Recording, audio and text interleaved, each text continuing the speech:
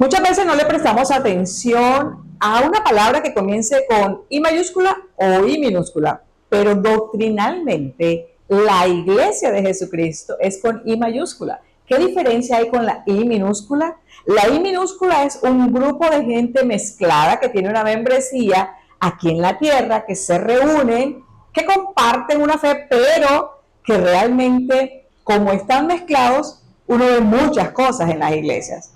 Y creo que tú has escuchado muchas cosas de pastores, muchas cosas de líderes, muchas cosas negativas que no representan a la verdadera iglesia con I mayúscula de Jesucristo. Ese es el tema que quiero compartir contigo en esta hora, para que analicemos, para que pensemos. Si tú y yo hemos sido elegidos, llamados a ser hijos de Dios, pues cómo no tener en cuenta cuál fue la intención del maestro, cuál fue la intención de aquel que la compró. Entonces el Señor siempre se refería a mi iglesia, mis ovejas, o aquellos que me has dado. Sus miembros se conocen como cristianos, como santos, como creyentes, los elegidos, el cuerpo de Cristo, hermanos, los suyos, decía el Señor, los hijos de Dios, la familia de la fe. Qué hermosa es la consideración que tiene el maestro con nosotros. Pero entre nosotros, ¿qué es lo que está pasando? ¿Cómo es que no podemos diferenciar que el nombre de la congregación, que el nombre de la denominación no me hace mayor o mejor o menor que si simplemente yo fuera un redimido por la sangre del Cordero? Entonces, en esta tierra estamos nosotros demostrando que no conocemos realmente al Señor. Y yo quiero que esa iglesia con I mayor pudiéramos hoy verdaderamente nosotros darle el valor que Cristo nuestro Señor le dio.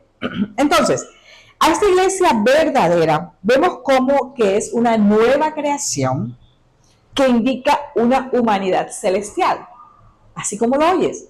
La iglesia no es del Antiguo Testamento, la iglesia nace con Jesucristo y Él lo determina en la palabra. Vemos entonces que el tratamiento especial que le da el Señor a su iglesia, la primera vez que usó esta palabra, que realmente viene a ser una verdad doctrinal, la usó en Mateo 16:18, cuando Él le dijo al apóstol Pedro, yo edificaré mi iglesia. Entonces, ¿qué significan estas palabras y por qué están tan cargadas de fuerza, de poder, de notoriedad? Vemos que el Señor Jesucristo, Él es el que hace ese llamado hacia sí mismo. ¿Por qué? Porque la iglesia Él la está salvando, porque Él la está perfeccionando. Es una compañía específica, la de los salvados, la de los elegidos. Por eso es importante que esta diferencia que te estoy planteando de la iglesia con I mayúscula o I minúscula, tenemos que saber cuál es el rol que estamos jugando dentro de la iglesia. Realmente cómo nos estamos comportando. Si estamos siendo la verdadera iglesia de Jesucristo, veamos que sigue diciendo la palabra. Este verbo edificaré presenta una verdad muy importante acerca de el espacio y la larga duración que el Señor ha determinado. ¿Por qué? Porque Él dice, se está edificando. Realmente es lo que Él quiere decir. Él está dándonos a entender que es un proceso que va a tomarse un tiempo. Dice Efesios 2:20, juntos constituimos su casa, la cual está edificada sobre el fundamento de los apóstoles y los profetas, y la piedra principal es Cristo Jesús mismo. Entonces, si el Señor lo deja contemplado ahí, y en Hebreos 3:6 dice, la cual casa somos nosotros, Él hace énfasis de mi casa. El que lo está diciendo es el verdadero, el Hijo de Dios, el que entregó su vida por nosotros, el que tiene toda autoridad sobre la iglesia. Cuando somos miembros de la iglesia, con I minúscula, muchas veces sentimos temor, sentimos angustia, o sea, no logramos avanzar, no logramos ser libres, no logramos determinarnos, no logramos ejercer disciplinas espirituales, porque siempre estamos viendo lo que hace el otro, la inconformidad, criticamos, juzgamos, o sea, estamos desde el punto de vista terrenal y no avanzamos.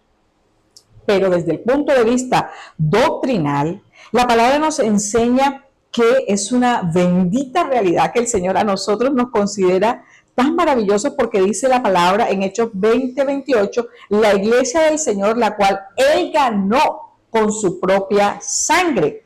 Y vemos entonces que Cristo amó a la iglesia y se entregó a sí mismo por ella, Efesios 5:25.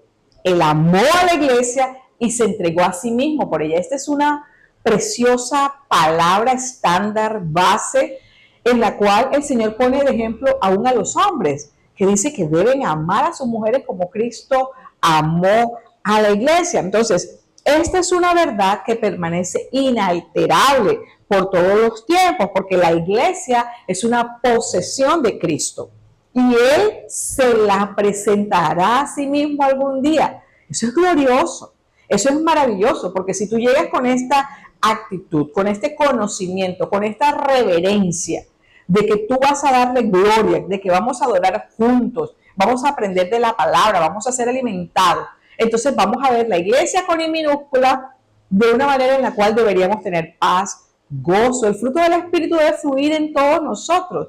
Y aun cuando haya diferencia, lo más importante es lo que Jesucristo dice de ella, que Él nos está edificando, que Él se está tomando el tiempo para prepararnos como una novia sin mancha, sin arruga, vestida de lino fino. Es que esto es completamente diferente a como hoy hasta nosotros, los que somos cristianos, criticamos y juzgamos a los hermanos de otras comunidades. O sea, somos tan ligeros y a veces cuando alguien peca, cae, nosotros mismos caemos como si fueran del mundo. Y el Señor quiere que nosotros sepamos que realmente a Él le duele. Cuando nosotros, pudiendo tenerlo a Él como intercesor, cuando nosotros pudiendo aprovechar esta libertad que Él abrió para llegar delante del Padre, nosotros pudiéramos cambiar realmente la actitud con la cual vamos a la iglesia o a la congregación terrenal en la que nos estamos reuniendo. ¿Por qué? Porque el Señor dice que esta compañía celestial tiene toda una serie de clasificación de los seres humanos. Pero en Jeremías 31:3, el Padre Celestial dice que con amor eterno ha amado a Israel. O sea, es tan maravilloso, o sea, es tan destacable el amor del Padre, pero el Nuevo Testamento realmente lo dice de igual manera en Efesios 5:25, cuando dice que Cristo amó a la iglesia y se entregó a sí mismo por ella. O sea, el amor eterno del Padre es el amor eterno que Cristo plantea para nosotros, con la gran diferencia de que Él entregó su vida, Él hizo un sacrificio fundamental para que nosotros pudiéramos llamarnos también iglesia. Entonces, hay algunas razones por las cuales nosotros debemos tener claridad con respecto a varias cosas. Vemos que la única manera en la cual nosotros podamos estar realmente compactados, bien unidos, bien claros acerca de lo que Cristo hizo por nosotros es a través de algunas consideraciones. Una de ellas es que no podría haber iglesia en el mundo como está constituida, ¿verdad?, si Cristo no hubiese muerto. O sea, a diferencia de otras religiones, a diferencia de otros dioses que adoran muchas personas, este seguidor, este Mesías al cual nosotros seguimos, de los cuales somos nosotros seguidores, Él tuvo que morir y morir de la manera en que fue profetizado en el Antiguo Testamento, porque realmente vemos que Él tuvo que consumar su obra, Él tuvo que pagar el justo precio, Él tuvo que satisfacer la ira del Padre y Él asumió su posición en la cruz del Calvario y fue su sangre, ¿verdad?, la que nos ha limpiado y nos ha redimido. Yo sé que tú sabes esto, pero quiero recordártelo bajo el contexto de lo que significa la iglesia con I minúscula y la iglesia con I mayúscula.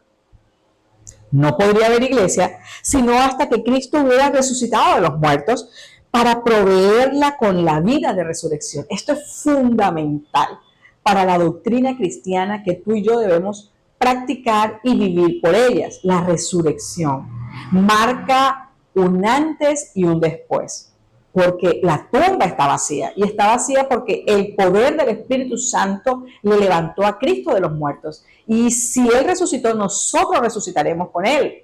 Esa es la esperanza eterna que tú y yo tenemos. que vamos a verle cara a cara, que vamos a estar en un estado eterno de adoración en el cielo. No podría haber iglesia hasta que Él hubiera ascendido a las alturas para llegar a ser su cabeza, porque ella es una nueva creación con el Cristo resucitado como la nueva cabeza que está al mando. Es fundamental también entender esto.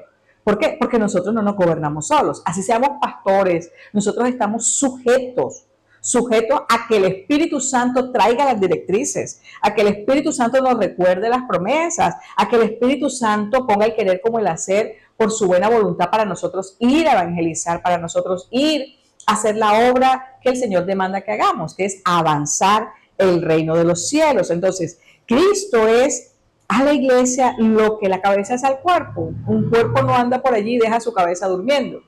Tiene que estar en conjunto marchando, pero la cabeza es quien dirige, ¿verdad? No podría haber iglesia en la tierra si no está el advenimiento del Espíritu Santo, porque la realidad más básica y fundamental respecto a la iglesia es que la iglesia es la habitación, la iglesia es la morada del Dios vivo, donde el Espíritu Santo realmente mora con nosotros y hace que en el lugar donde nosotros estemos seamos iglesia con I mayúscula.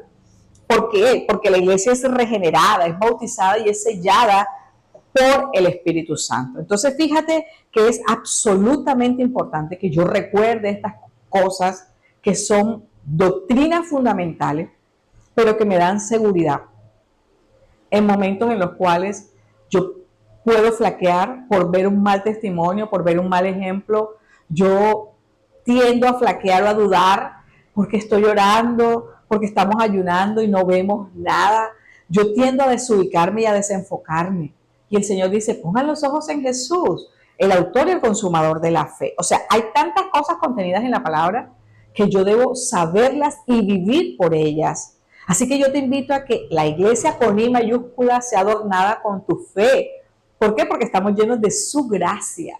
Es su gracia la que nos hace nuevas criaturas y es su gracia la que nos lleva a ser una nueva conformación de seres que van a estar en la eternidad adorando juntos. Somos la familia de Dios por la eternidad.